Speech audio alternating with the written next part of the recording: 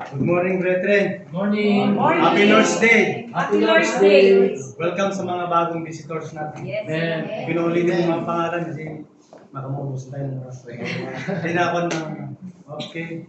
Ang babasahin natin sa opening prayer is Exodus, mga sa book of Exodus, chapter 23, verses 14 to 19. Amen. 23, 14 to 19. Okay. Verse 14. 3 times thou shalt keep peace unto me in a year. Thou shalt keep peace unto unleavened bread. Thou shalt eat even 7 days as I commanded thee in the time appointed of my month Abib, for I thou camest out from Egypt, and none shall appear before me empty. And the peace of harvest, the first fruits of thy labors which thou hast sown in the field, and the peace of ingathering which in the end of the year, when thou shalt gather in thy labors out of the field. Verse 17. 3 times in a year all thy males shall appear before the Lord God.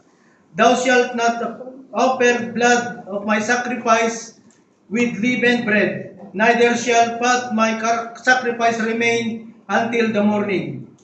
The first of the first fruits of thy hand thou shalt bring into the house of the Lord thy God. Thou shalt not sit against his mother's milk. Amen. Ang kunting paliwanag lang ito mga kapatid. The Lord establishes 3 feasts. The feast of unleavened bread, the feast of harvest, and the feast of ingathering.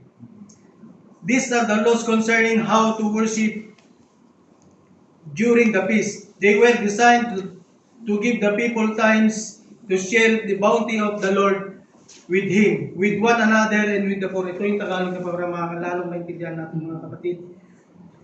Ipista ninyo ako ng 3 beses sa isang taon. Ipagdiwang ninyo ang pista ng tinapay na walang pampalsa o yung libadora.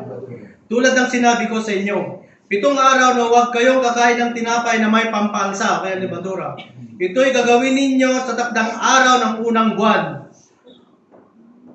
Ang buwan ng pag-alis ninyo sa unang araw ng buwan ng pag-alis ninyo sa Ehipto.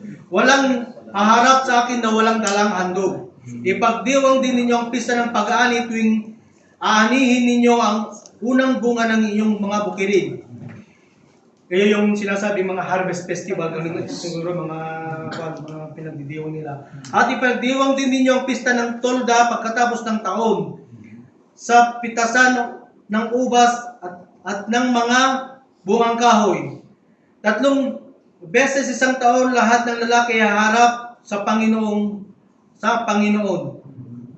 Huwag ninyong samahan ng tinapay na may pampalsa ang mga hayop na handog ninyo sa akin. At huwag ninyong hayaang matitira sa kinabukasan ang taba ng mga hayop na handog ninyo sa pagpipista para sa akin.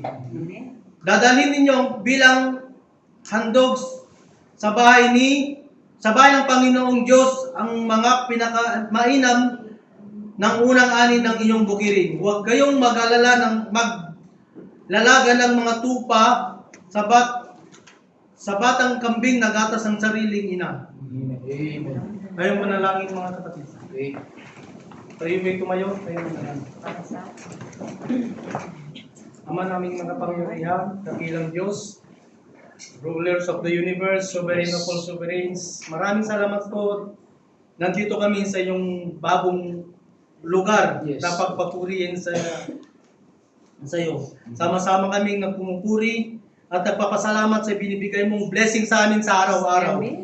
At Panginoon, basbasan mo ang aming gagawing offering na pagpapatuloy ng iyong gawain dito sa Armenia. Sana Panginoon, gabayan mo ang bawat isa sa amin, huwag mo kaming pababayaan. Ganun din ang aming mga pamilya na sa Pilipinas. Yes. At Panginoon, gaya ng palagi naming dinadalangin sa iyo, Panginoon, na ang gaya ng Proverbs 1:21 na the Lord The heart of kings is in the hand of the Lord. Yes. Alam namin na ang Pilipinas ngayon ay napakagulo. Yes. Panginoon, itouch mo ang bawat puso ng aming mga pangulo at mga nanunungkulan doon para mabigyan ng kapayapaan ng aming bansa. Yes. Ito po ang aming hiling at dalangin sa pangalan po ng aming Panginoong Hesus Kristo. Amen. Amen. Thank you.